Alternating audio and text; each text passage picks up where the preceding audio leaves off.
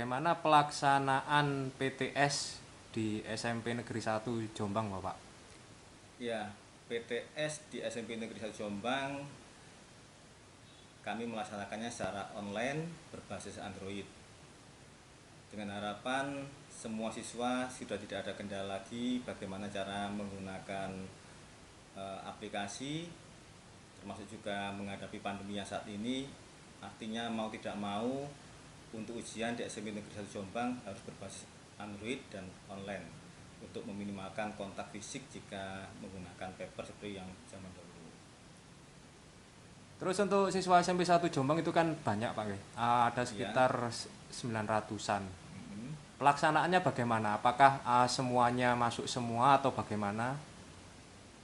Karena kita masih punya pedoman bahwa pelaksanaan PTM itu kan dilaksanakan secara terbatas. Artinya kuota 50% harus tetap kita penuhi untuk menjaga kerumunan, menjaga kontak fisik antar siswa. Maka untuk PTS ini kita menggunakan sistem sesi. Jadi misalnya begini, sesi 1 semuanya dipakai untuk kelas 7.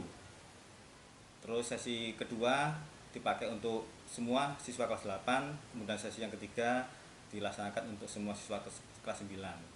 Harapannya begini, mengapa harus dibagi per level? Karena yang namanya online, maka soal tidak terjadi kebocoran, satu level itu bisa mengakses pada waktu yang sama dan tidak ada siswa yang mengerjakan di rumah, semua dilaksanakan serentak dengan durasi waktu yang sama, dilaksanakan di sekolah dan semuanya siswa harus menggunakan gadget atau HP masing-masing. Kelebihan, Pak, dalam pelaksanaan PTS berbasis Android, Pak.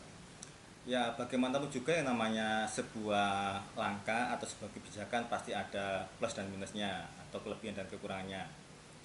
Menurut saya lebih banyak kelebihannya lah. Begini, kelebihan yang pertama adalah eh, karena masa pandemi kita mengurangi kontak fisik. Beda dengan kalau kita laksanakan menggunakan paper, otomatis akan ada kontak fisik antara guru dengan siswa karena kita pasti memegang kertas. Nah, dengan adanya menggunakan gadget ini kita sudah tidak ada kontak fisik. Tetap di ruangan itu kita batasi per ruangan isinya 16 siswa. Nah, satu guru pengawas. Guru cukup memandu penyampaian login sampai pada penyampaian token rahasia yang akan dipakai untuk masing-masing mata pelajaran. Setelah itu anak-anak langsung bisa mengerjakan dengan pengawasan Bapak Ibu guru tanpa ada kontak fisik. Kalau ada siswa yang misalnya bermasalah dengan HP-nya atau mungkin jaringan internetnya, maka Bapak Ibu guru pengawas bisa mengarahkan anak-anak untuk menggunakan fasilitas sekolah yang ada di laboratorium komputer. Itu plus yang pertama. Plus yang kedua, kami Bapak Ibu guru tidak perlu mengoreksi hasil jawaban anak-anak karena semua soal yang terpampang itu sudah kami sistem menggunakan kunci. Anak akan menjawab benar ataupun salah, langsung ada scoringnya, tinggal kita download hasil per anak, sudah dapat kita ketahui saat itu juga saat anak melakukan selesai atau logout tanpa mengoreksi. Itu kelebihan yang kedua. Kelebihan yang ketiga adalah semua pengerjaannya lebih lebih terencana, lebih ya namanya zaman sekarang yang namanya IT mau tidak mau harus sudah kita laksanakan karena kita zamannya semakin berubah dan anak-anak dan terutama kita semua juga sebagai guru harus siap. Mau tidak mau yang namanya ujian online itu sudah menjadi sebuah hal yang biasa. Itu jauh sudah kita laksanakan ketika dulu yang namanya UNBK, yang sekarang juga ada ANBK, dan untuk penilaian-penilaian semesteran itu kita sudah mengarah ke digitalisasi. Itu kelebihan-kelebihannya. Kelemahannya ya tentu saja ada.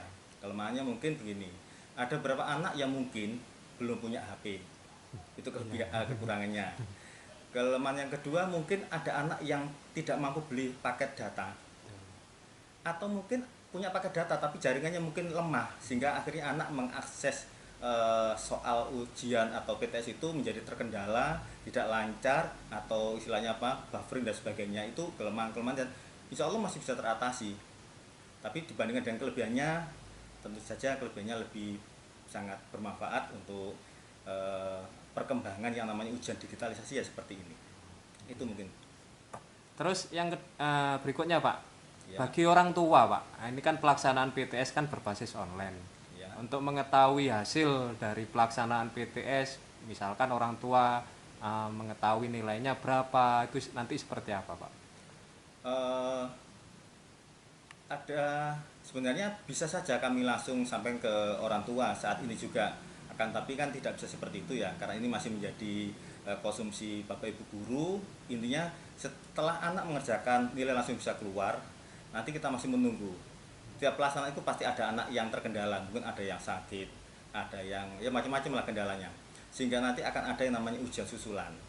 Nah, setelah ujian susulan selesai semua, kita akan merekap semua nilai per anak, semua mata pelajaran, baru nanti akan kita sampaikan ke orang tua dalam bentuk raport sisipan. Oh, gitu ya, Tuh, Pak. ya. Oh, jadi nanti hasilnya bisa diketahui dalam bentuk rapot sisipan Pak. Iya. Oh, oke. Harapan Pak, pelaksanaan PTS ke depan berbasis Android. Harapan saya secara pribadi maupun mewakili sebagai panitia ujian, harapan saya ke depan ingin saya adalah semua ujian yang ada di SMP 1 Jombang akan berbasis online. Apakah nanti masih menggunakan HP yang mudah dipakai oleh anak-anak, ataukah nanti menggunakan tablet atau menggunakan komputer di sekolah. Intinya ke depan kami ingin kita sudah meminimalkan yang namanya paper. Kita mau hemat apa? Hemat kertas. Kita mau mengurangi limbah.